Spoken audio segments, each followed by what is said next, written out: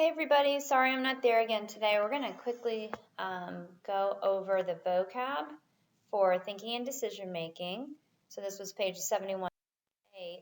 And the first topic that we did, we're going to do the different vocabulary and then go over some of the studies so that you understand how they're examples, and then you're going to be using that. So the first type of cognitive bias is based on limited amount of information. It's kind of related to heuristics with representative heuristics. And this is called asymmetric dominance. And this is where we choose a decoy. So a really good example of that is like you see on the right, when you go to Starbucks and you see $5, $7, you're like, oh, $7 for a coffee is really expensive. But the marketing companies will then put $9 one as a decoy so that you'll buy the $7 one because they want to have that higher price. And it seems more reasonable when you see that $9 one.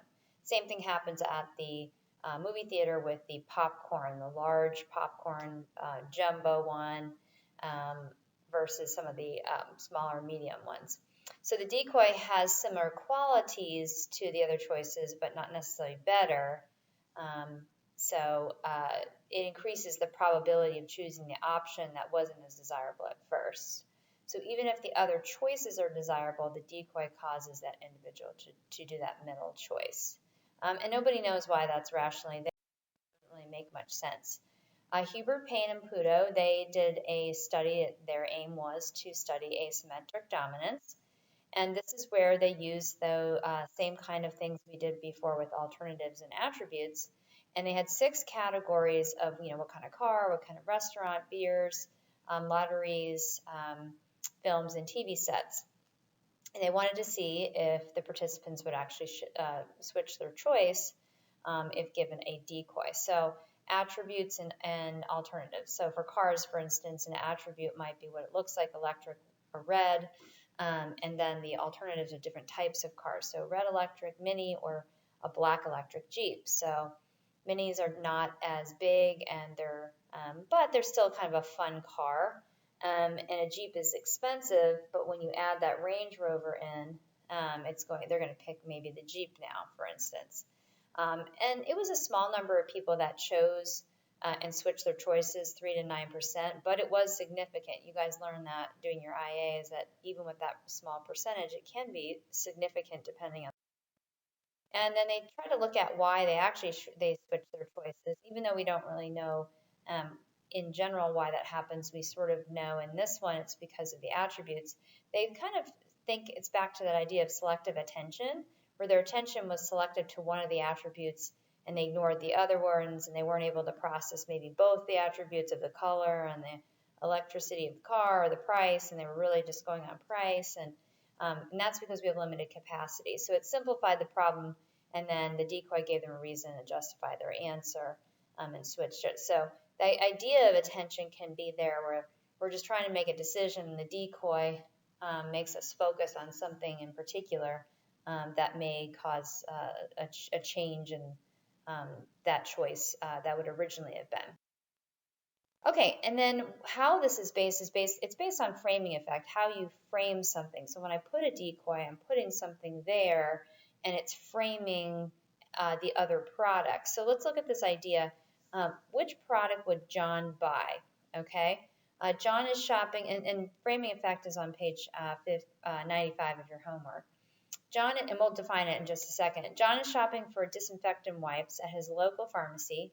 He sees several options, but 2 containers of wipes are on sale. One is called Bleach-Ox and the other one is Bleach It. Nothing so far in terms of being framed. However, here we go. Both of the disinfectant wipes John is considering are the same price and contain the same number of wipes, so basically the same wipes. The other difference John notices is that the Bleach-Ox wipes, so I can't say that, claim to kill 95% of all the germs, whereas the Bleach It wipes only kill 5% of germs. Only 5% of germs survive. So which one would he choose? Well, obviously he's going to choose the Bleach-Ox because it says 95. But if you look at it, they are saying the exact same thing. It kills 95 versus only 5% of germs survive. It's the same thing. It's just the fact that the larger percentage is going to win out.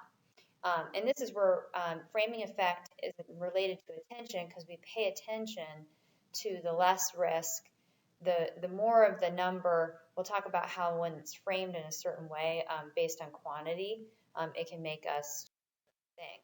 So in the definition of what framing effect is and how it's related to attention is, framing is when our decisions are influenced by the way information is presented, and specifically when the outcome between two options is basically the same, we are sort of, our attention is because of the bias of the words that seem more appealing.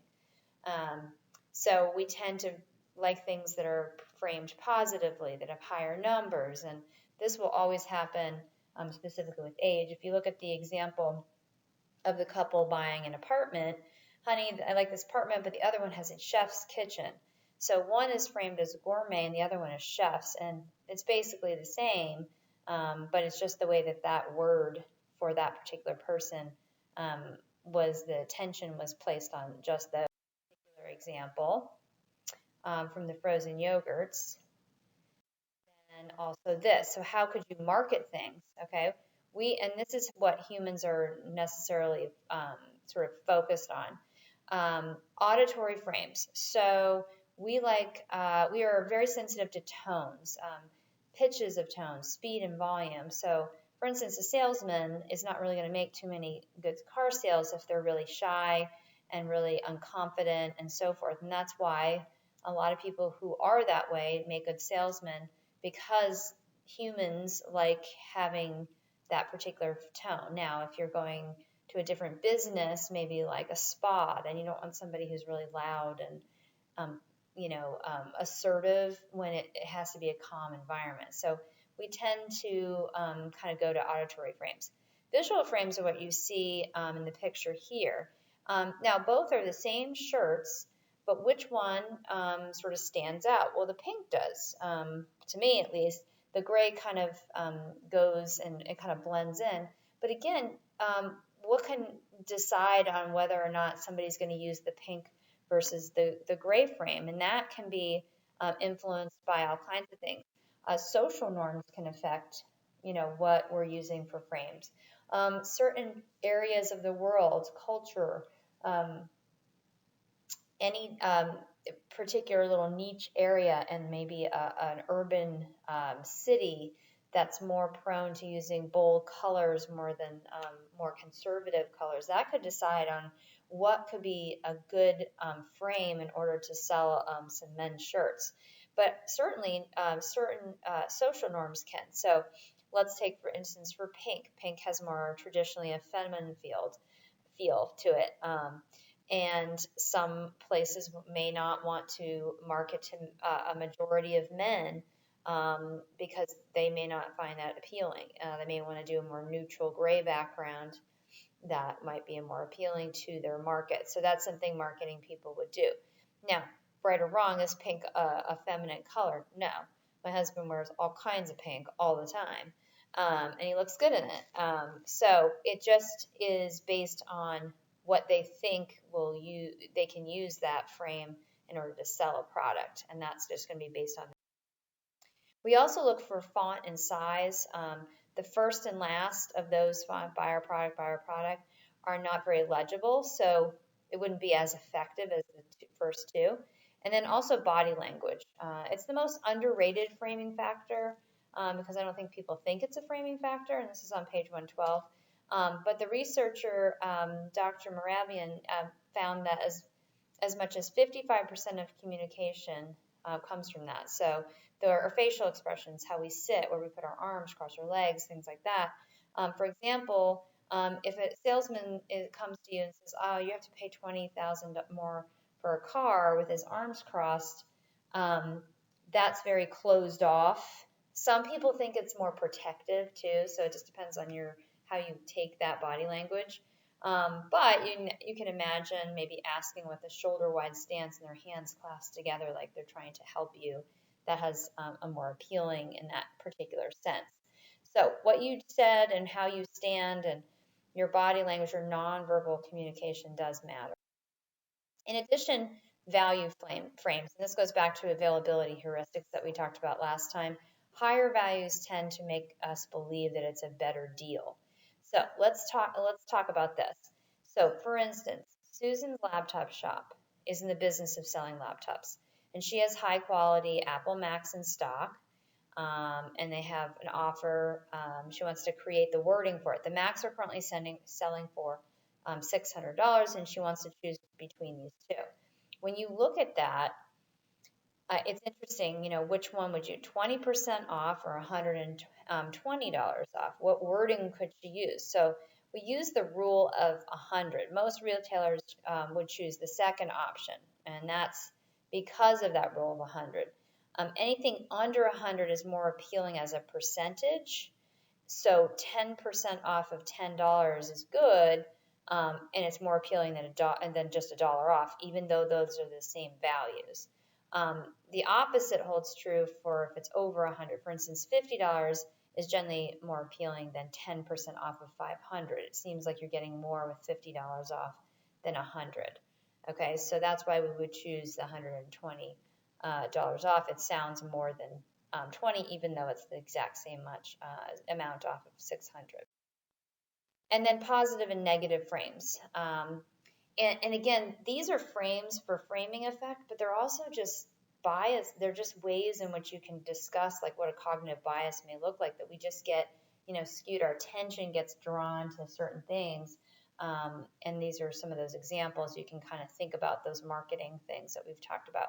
So positive and negative frames. So again, making people feel like they're losing or gaining something, missing out, or it's your last chance, things like that. Just depends on what the motivation is. So negative frames give us urgency, while positive is trying to convince people. So, and that's based on our fear of loss, because we're trying to protect ourselves as humans, evolutionary wise. So we want to seek positivity. And then people tend to fear and take action to avoid losing more, so they don't lose out on that good deal. So that's why it works with So if you go back to 95, let's go over Tversky and Kahneman. And Kahneman's, again, Dan Kahneman, who came up with the dual processing theory, task 1, task 2. And Tversky, we've heard before, he did some more cognition we talked about earlier. And let's just simplify this one. This one is exactly what we've been talking about, how it's the same exact value, it's just how the wording is framed. So this is independent measures, and they had this, outbreak of an Asian disease that was going to kill 600 people. So any of the different scenarios are all the same. It's expected to kill 600 people. And group 1 was given program A and B, and group 2 A and B. So that's why it's, were given a choice of which one they would want to use. One of them is future and one of them is present. So the first one, group 1, is focused on future, and 2 is focused on the present. So in group 1, program B, you're avoiding the risk of not saving anyone, so you pick A. The chance in B, take a chance in program B on group 2, because with A, you're going to have 400 die. So what they're looking at is people in group 1 picked the first one 72% and 78%, because they were trying to avoid risk and lose as less people as possible. It really mattered how that reference point was framed. So for group 1, that shift in the reference point is the future. And so 600 people dead, the option was perceived as potential gains that could be saved. The reference point in group 2 is the present. No one had died yet, so the options were perceived as potential losses and how many people can we lose. So there's a 33% chance that no one will die, 66% probability that all people will die. So you get more of that perception that there's a potential loss. And that framing is really going to have a difference on how the judgment is. So even though the outcomes were the same, the vast majority chose the more positive option than the more negative, which tended to be, look at program A, saves 200 lives versus 400 people died. 200 lives is positive, and so forth. And then again, in B, a 33 chance that no one will die sounds better than the probability that all of 66 probability that all will die. So it's just interesting how when we say it that way, it is more positive. Okay, so on 96, you'll see confirmation bias. This is really easy. We have done this before. We search out evidence that confirms our beliefs, making no effort to search for information that would disprove, and so forth. Very difficult for us to do that. So examples, not seeking out objective facts, interpreting information to support your existing beliefs, only remembering details that uphold, and ignoring information that challenges. So that's why people go to websites that support what they're trying to say. They kind of avoid outlets and things like that that would confirm an opposite belief, which would be cognitive dissonance. And the effect is stronger for emotionally charged, like political items, for instance, something that's bias search for information, bias interpretation, or bias. At your table, can you decide what type of confirmation bias each example is? And if you're waiting, create your own that you see in your life that are based on that 3. So if the sub wants to pause the video for just a minute and let everyone answer that for the next couple minutes, and then we'll come back. Okay, so here are the answers. Number 1 is biased memory. Number 2, biased search for information. And number 3, biased interpretation. So hopefully you got those okay and you came up with your own examples if you had time to do that. If not, that's fine. But at least it goes over some added information that you could use for confirmation bias. So explanations of confirmation bias include the fact that it's an efficient way to process information. We just quickly use our schemas, our memory, our long-term. It does protect our self-esteem because it makes us accurate, keeps us confident with what we think, and it minimizes our cognitive dissonance, that mental stress when we come across things that don't go along with our beliefs and our behaviors. And it's also evolution. It's part of that dual processing theory that is a type of survival. A would be a vowel and the even on the other side, and you would think that that would be the answer. Okay, I have to go back here. Sorry. So let me see if this video works. It may or may not. No, it does not. Okay. Let's see. Okay, so it didn't work, but I was going to show you a video, if I could, of a problem just like this. But the idea with this one is that, most popular answers are A only or A and 4, and an example of that in just a few minutes. Okay, so the next one on 97 is congruent bias, and this is confirmation is any type. This one of information, this is just positive results. So the thing to highlight here is that it explains why people are there's a failure to come up with an alternative hypothesis if it's not positive in nature, meaning it makes you feel good, and not also negating if it's useful information to solve the scenario that they gave them, that John thinks that honey makes it great. Why mess up anything? Why are you going to change everything? Why are you going to use sugar? So B gives us the best chance of understanding.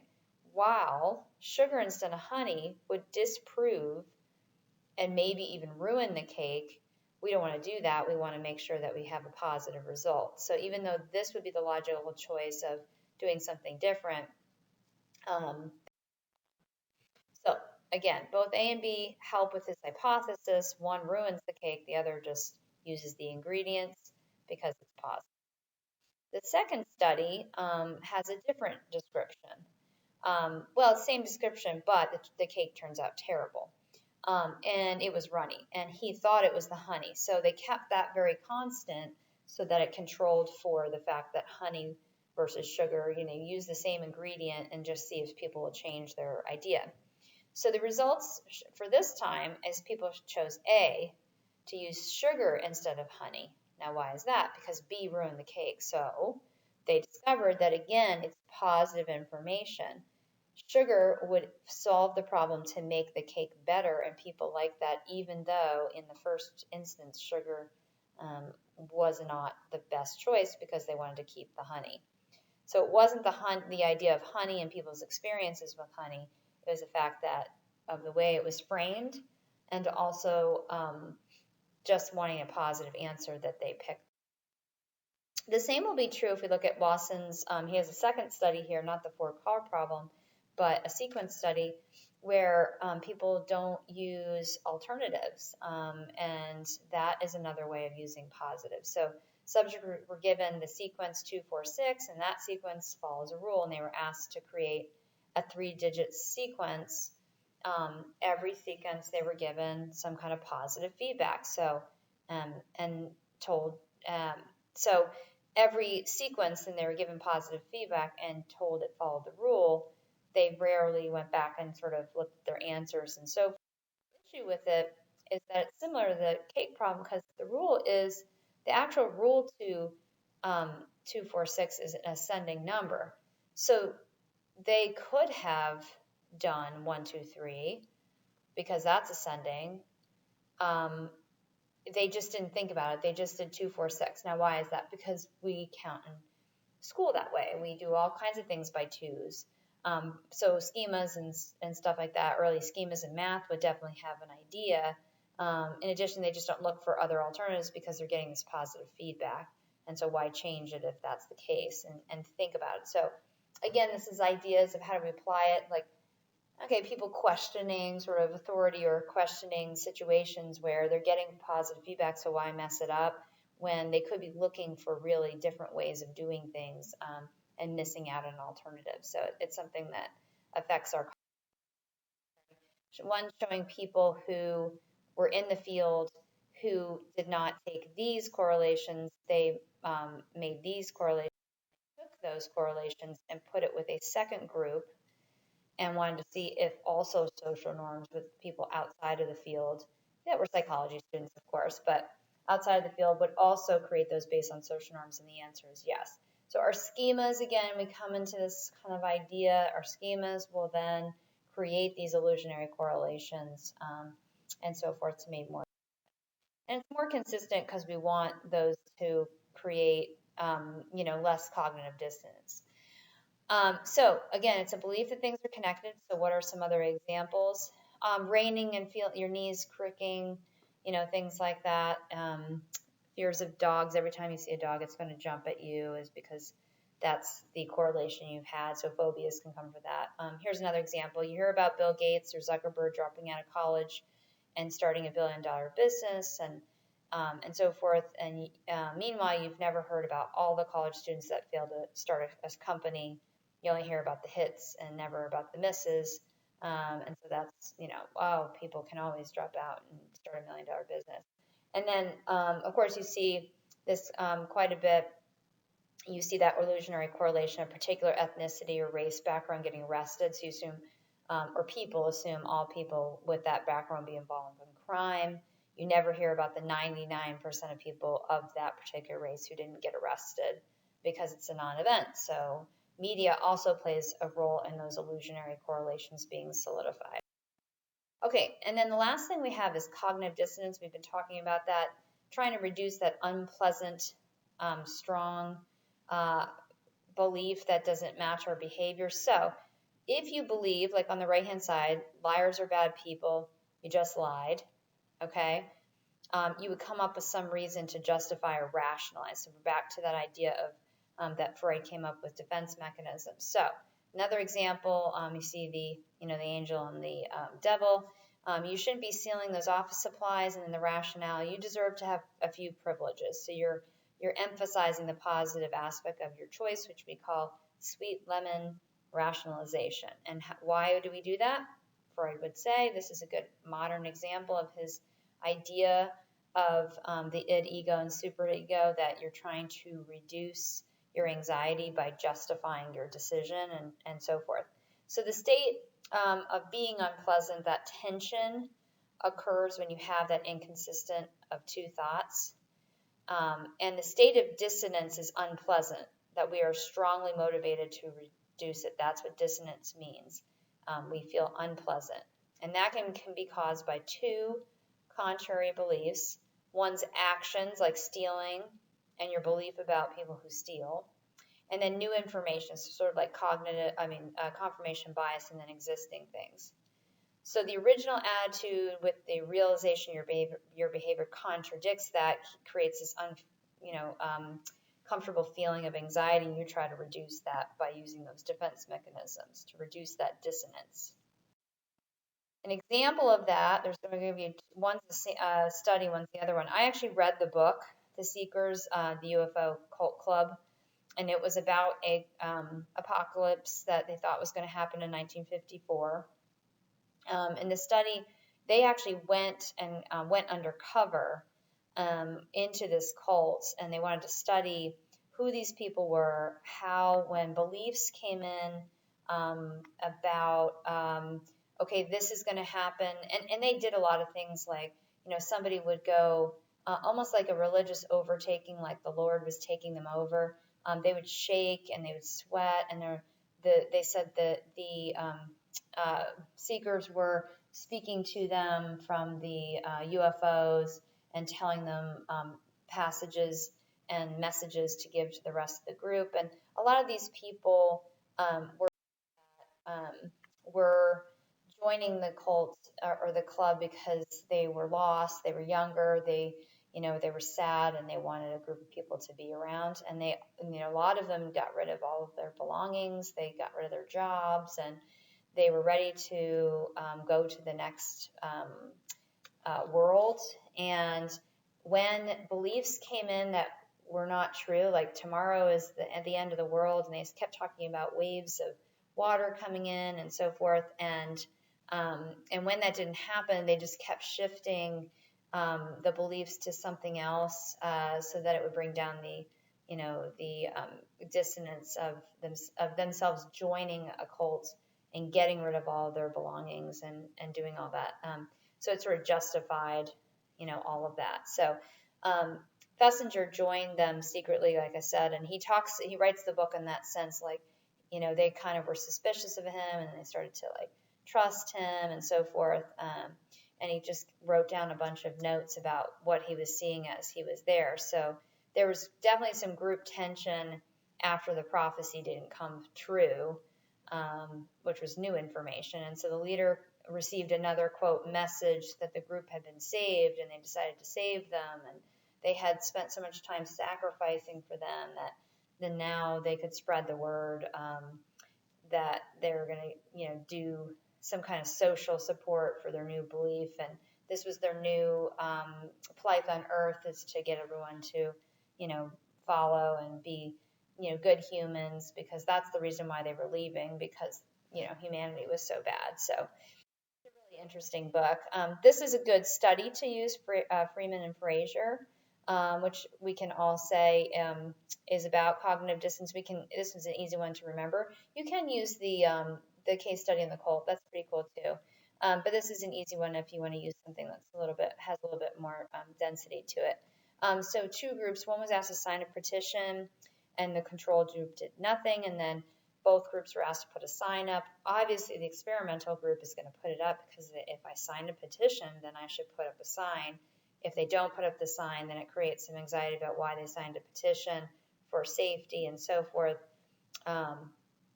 So if I don't want to put up a large sign on my lawn, why did I sign a petition? To avoid that dissonance, maybe I feel stronger about driver safety than I thought, and I really am gonna put this obnoxiously large sign on my lawn. So that study is pretty easy. Some other examples, like you could add to writing pieces and stuff, like a lot of the things we've talked about with marketing and some of the daily kinds of like real life kinds of examples. Smoking, people know it's bad for them, and they tell their kids not to smoke, but they smoke. So people are bad at rationalizing inconsistent beliefs and so forth, because that tension can come from peers and culture and experiences. So they may come up with things like, I'm smoking to lose weight. Many people smoke and don't have health problems, or I can't avoid every danger in my life. And that creates cognitive constants. And with that, it's not causing the dissonance, like the uncomfortable. They're being consistent with their behavior and what they're. So some key things about cognitive dissonance, like people prefer to have attitudes and beliefs that are consistent over time, and when attitudes are not, it gets our attention, and people rationalize to maintain that consistency. And they're not always good about rationalizing. These failures can cause the dissonance or that tension, and tension makes them feel uncomfortable, and they go to great lengths to protect themselves. And there's a pressure to be consistent with what you're saying and doing. And you guys see that because when your friends even do it, where they say one thing and they do another, that creates a lot of dissonance even in groups, and so forth. So the strategies are to change your attitude, such as person stop smoking, change the behavior. They hang around other smokers, so the behavior seems normal. Or they add new information. They seek out information about many people have smoked all their lives and haven't had a single health problem at that point. So those kinds of things will help to kind of summarize what that one is. Because you have another hour of class, is after you guys outline the SAQ on thinking and decision making, skip in your SAQ book emotion and do the last two as well. There's one on ethics, and I think there's one on research designs. It's like just cognition process and what research method or ethical consideration. And those are more those general questions. So I would work on outlining those as well and see if you have any questions about that. A cognitive process is going to be any of the things that we talked about. Models of memory, right? Bias in thinking, stereotypes, like any of the things that we talked about in this unit as main topics, just like we did last time with neuroplasticity or localization, that's going to be a cognitive process, okay?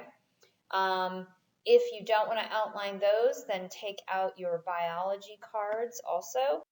Because we're having biology along with cognition, you could study with somebody and review and study your biology cards. You could ask each other, what is neuroplasticity? Explain to me what it is and what's a study.